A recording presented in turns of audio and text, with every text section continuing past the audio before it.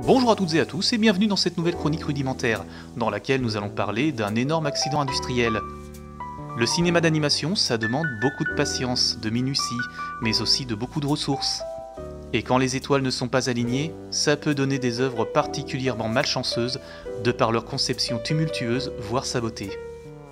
On peut citer dans ce cas Le Manteau, un film d'animation russe de Yuri Norstin en production depuis 1981 et qui ne sera jamais finalisé. La Bergère et le Ramoneur de Paul Grimaud, sorti dans la douleur en 1952 dans un montage désavoué par son réalisateur, qui ressortira le film 28 ans plus tard dans une version plus conforme à ses souhaits, cette fois sous le titre Le Roi et l'Oiseau. Mais le pinacle de cette sélection reste sans conteste le long métrage dont nous allons vous parler aujourd'hui. Un film au tournage particulièrement long et qui fut semé d'embûches pour aboutir à un vide intégral, Le Voleur et le Cordonnier, réalisé par Richard Williams. Richard Williams est né en 1933 à Toronto. Il fut peintre en Espagne avant de s'intéresser à l'animation et d'intégrer le studio UPA dans les années 50.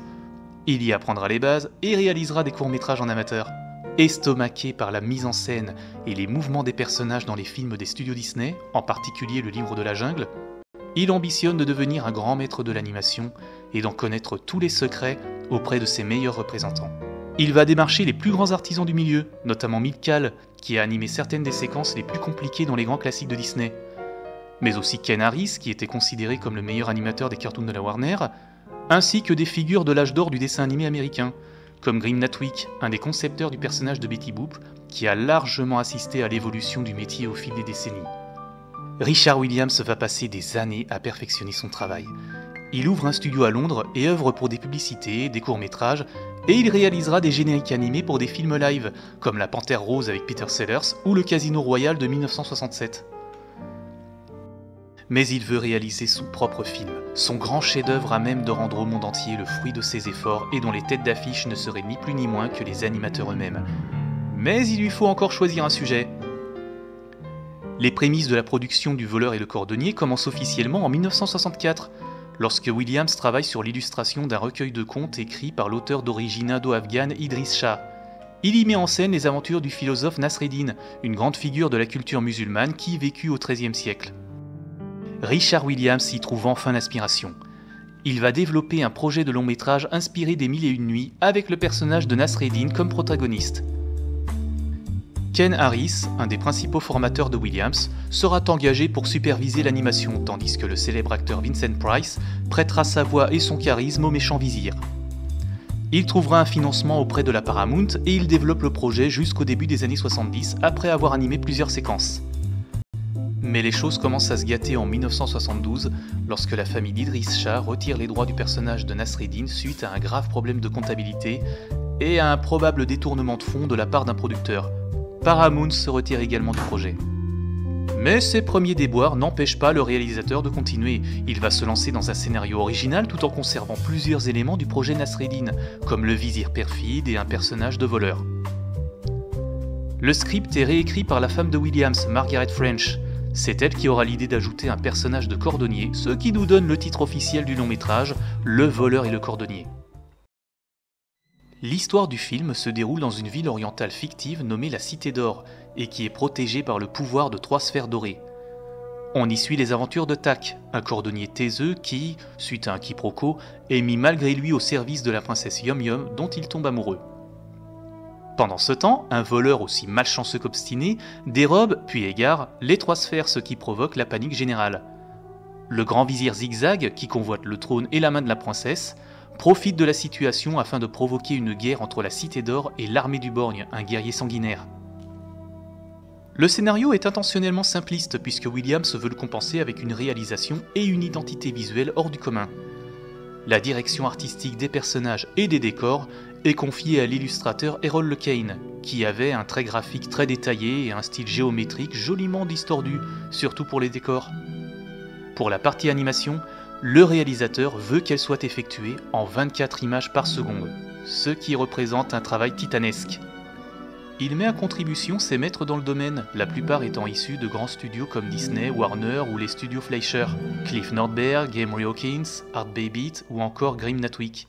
Avec ses cadors du milieu et ses 24 images par seconde, Williams veut mettre en scène le film techniquement le plus impressionnant et le mieux animé de tous les temps. Sa vision est très claire, il veut s'éloigner à tout prix des poncifs des films produits par Disney.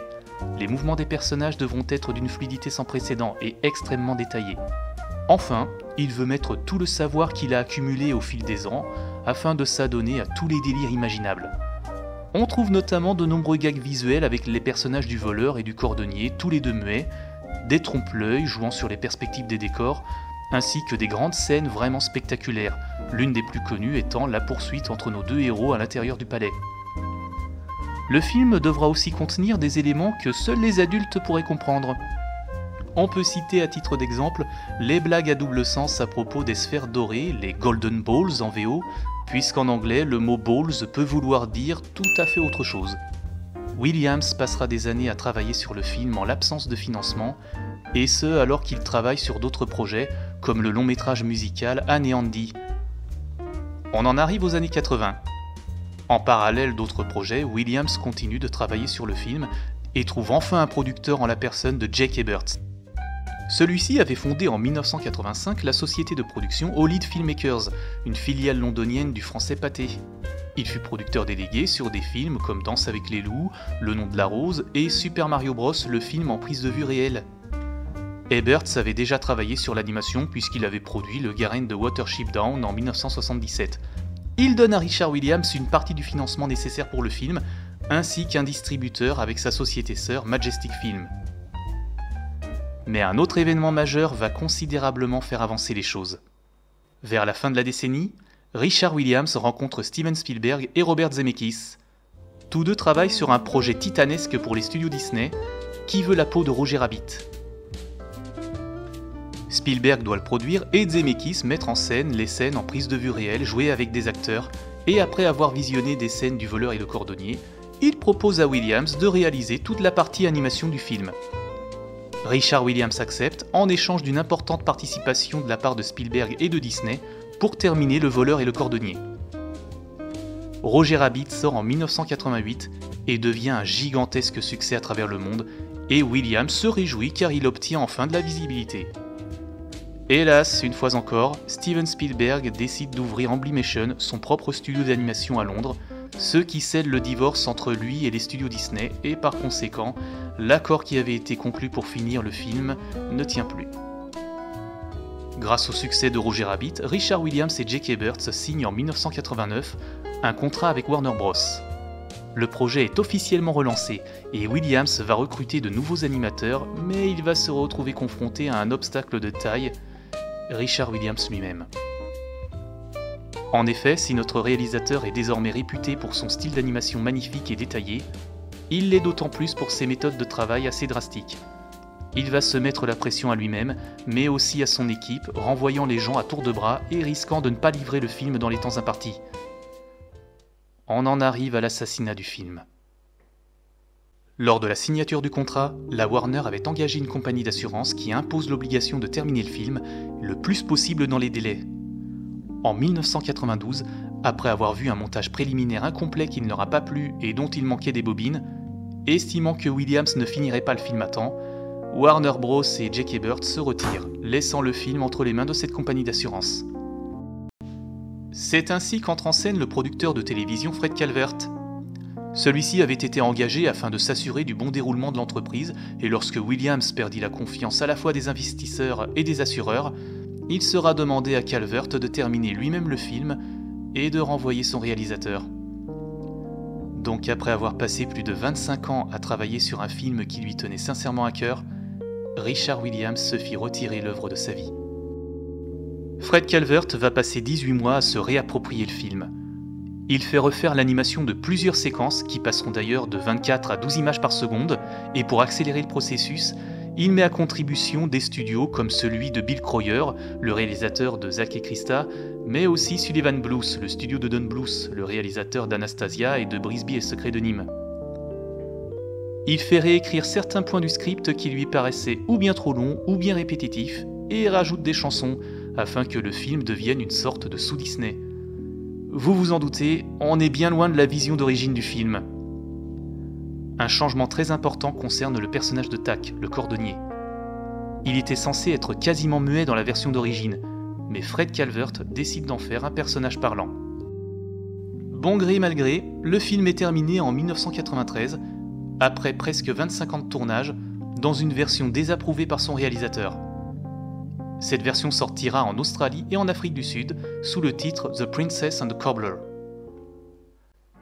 Lors de sa sortie en salle aux États-Unis, The Princess and the Cobbler tombe sous l'escarcelle de Miramax, la société de films indépendants dirigée par Bob et Harvey Weinstein. Ces derniers décident de procéder à quelques modifications, ce qui était déjà une habitude du studio vis-à-vis du cinéma d'animation étranger, et le restera. En somme, ils vont proposer un montage traître d'un autre montage traître. Ils conservent les errements de la version de Fred Calvert, avec les chansons et tout, mais ils vont rajouter des éléments tout aussi discutables. Le plus notable étant l'ajout d'une voix pour le personnage du voleur, qui était censé être muet. Il se retrouve avec un dialogue intérieur omniprésent lors de chacune de ses apparitions. La raison de ce changement étant que le public ne tolérerait pas de suivre les mésaventures d'un personnage de dessin animé qui ne parlerait jamais.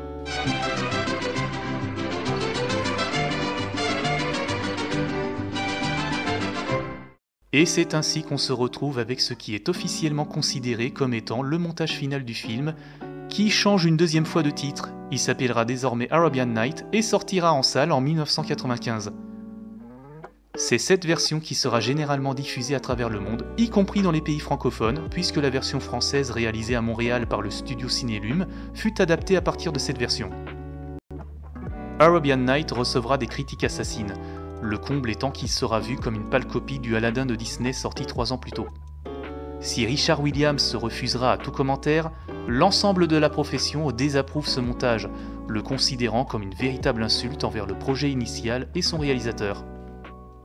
L'histoire aurait pu s'arrêter là sans l'intervention providentielle d'un pur passionné, Gareth Gilchrist. Réalisateur et scénariste indépendant né en 1981, une douzaine d'années après le début du tournage du film, il va se passionner très tôt pour l'œuvre de Richard Williams.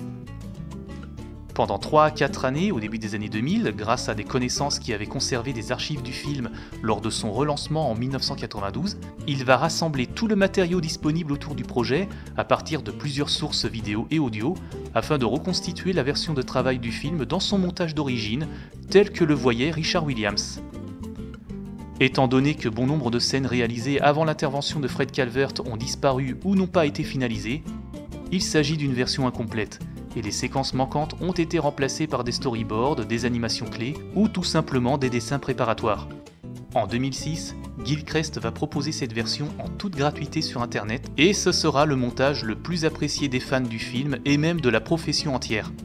C'est également le meilleur moyen d'apprécier le film dans sa version d'origine, au point qu'elle sera généralement diffusée dans des festivals. Pour résumer, il existe pas moins de 4 versions du film, soit autant que pour Blade Runner ou la trilogie Star Wars.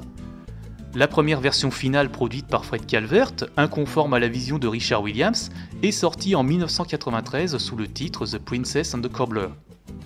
La seconde version finale controversée de Miramax, qui est la même que la précédente mais avec de nouvelles modifications, sortie en 1995 sous le titre d'Arabian Night. La version de travail incomplète du film, supervisée par Gareth Gilchrist, sortie sur internet en 2006 sous le titre The Thief and the Cobbler Recobbled Cut, et qui fut mise à jour 4 fois. Et enfin, il existe une autre version de travail du film sous le titre A Moment in Time, qui est la version personnelle de Richard Williams. Richard Williams décède en août 2019, sans jamais avoir vu son chef-d'œuvre finalisé selon ses souhaits. Il laisse derrière lui un film qui est devenu une référence dans le milieu du dessin animé, un véritable tour de force visuel qui, même incomplet et malgré tout ce qu'il a traversé, a su démontrer les prouesses de l'animation. J'espère que vous avez apprécié cette chronique et on se retrouve la prochaine fois pour une nouvelle vidéo. Salut à tous!